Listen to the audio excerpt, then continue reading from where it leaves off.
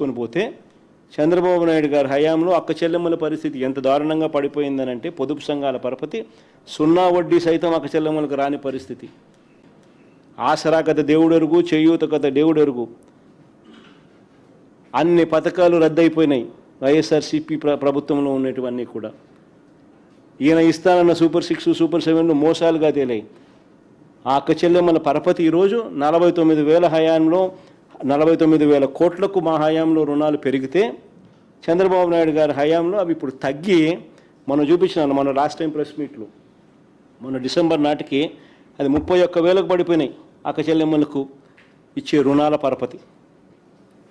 ఇప్పటికే ఓ పక్క గ్రామీణ వ్యవస్థలో రైతు సంతోషంగా లేడు, ఏ పంటకు గిట్టుబాటు ధర లేదు, ఉచిత పంటల బీమా పథకం లేదు, క్రాప్ ఇన్సూరెన్స్ లేదు, ఇన్పుట్ సబ్సిడీ లేదు. మోంతా తుఫాన్ వస్తే ఇంతవరకు మోంతా తుఫాన్ వచ్చిన ఇన్పుట్ సబ్సిడీ ఇంతవరకు ఇవ్వలేదు. ఏ పంటకు గిట్టుబాటు ధరలు లేవు. గ్రామీణ వ్యవస్థ అంతా కూడా కుప్పకూలిపోయిన పరిస్థితుల్లో 4 రూపాయలు పెట్రోలు డీజిల్ రేట్లు పెరిగినాయి. మరి పెద్ద మనిషి చంద్రబాబు నాయుడు గారు ఏం చేయాలి? చంపలు వేసుకొని 2 ఏళ్ల కిందటి నేను పెంచాల్సింది కనీసం ఇప్పుడన్నా నేను చంపలు వేసుకొని పెంచుతున్నాను అని చెప్పి కనీసం సారీ చెప్పి చంపలు వేసుకొని కనీసం ఇప్పుడన్నా తగ్గించాలన్నా? వాళ్ళు పెంచిన 4 రూపాయలు ప్లస్ ఈయన తగ్గిస్తానన్న అమౌంట్ కలిసి కనీసం 8 రూపాయలన్నా తగ్గించాలన్నా లేదా? లీడర్కు మేనిఫెస్టోలో పెట్టినాడు, స్పీచ్లు ఇచ్చినాడు, ఎన్ని చెప్పినాడు. తగ్గించకపోగా ఈ మనిషి ఏం చేసినాడు తెలుసా? ఇది స్కామ్. సంక్షోభంలో స్కాములు ఎలా చేస్తారో చంద్రబాబు నాయుడు దగ్గర నుంచి మనం నేర్చుకోవాలి. ఇప్పుడు చెప్తా.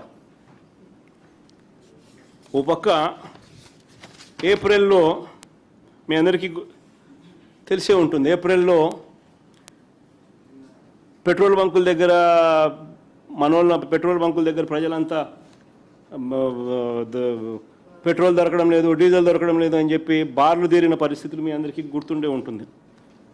సో పెట్రోల్ దొరక్క బార్లు తీరిన పరిస్థితుల్లో ప్రజలు ఉన్న సమయంలో ప్రజలకు మంచి చేయాలన్న చంద్రబాబు నాయుడు గారు కేంద్ర ప్రభుత్వంలో ఆయన భాగస్వాముడిగా ఉన్నాడు కాబట్టి ఇంగారంతా ఎక్కువ ఒత్తిడి తీసుకొని వచ్చి ఎక్కువ పెట్రోలు ఎక్కువ డీజిల్ మనకు అందుబాటులోకి ఉంచి కనీసం ప్రజలకు మేలు చేయాలని ఆలోచన చేయాల్సింది పోయి చంద్రబాబు నాయుడు ఏం చేశారు తెలుసా? ఐఓసీకి, ఈ ఆయిల్ మార్కెటింగ్ కంపెనీస్ ఉన్నాయి, బీపీసీఎల్, ఐఓసీ, వీళ్ళకందరికీ ఏమని లెటర్ రాస్తారు తెలుసా? ప్రజల కోసంగా లెటర్ రాసేది. అమరావతిలో కాంట్రాక్టర్లకు రీటైల్ బంకుల్లో బల్క్ సప్లై అనేది వాళ్ళకు ఇవ్వకండి, అవి రేట్ ఎక్కువ, రీటైల్ బంకుల్లోనే వాళ్ళు తీసుకుంటారు, అది రేటు తక్కువ, ఆ పెట్రోల్ డీజిల్ వాళ్ళకు అందుబాటులో ఉంచండి అని చెప్పి లేఖ రాసినాడు. ఆ లేఖ చూడు. చంద్రబాబు నాయుడు గారు ఆయిల్ మార్కెటింగ్ కంపెనీస్కి రాసిన లేఖ. అమరావతిలో కాంట్రాక్టర్ల కోసం, ప్రజల కోసం కాదు రాసింది ఆయన. దానికి కేంద్ర ప్రభుత్వం చంద్రబాబు నాయుడు గారికి చివాట్లు పెడుతూ లేఖ మళ్ళీ ఎన్నికి రాసింది. ఏమని? బుద్ధి జ్ఞానం ఉందా లేదా నీకు చంద్రబాబు? దేశంలో అసలు పెట్రోలు డీజిల్ దొరక్క ప్రజలంతా అవస్థలు పడుతూ ఉంటే బల్క్ డీజిల్ కొంటే రేట్ ఎక్కువ అని చెప్పి కాంట్రాక్టర్లకు రీటైల్ బంకుల్లో డీజిల్ పోయమని చెప్పి నువ్వు బుద్ధి జ్ఞానం ముందు అడుగుతా ఉన్నావా చంద్రబాబు అని చెప్పి కేంద్ర ప్రభుత్వం చివాట్లు పెడుతూ చంద్రబాబు నాయుడుకు రాసిన లేఖ.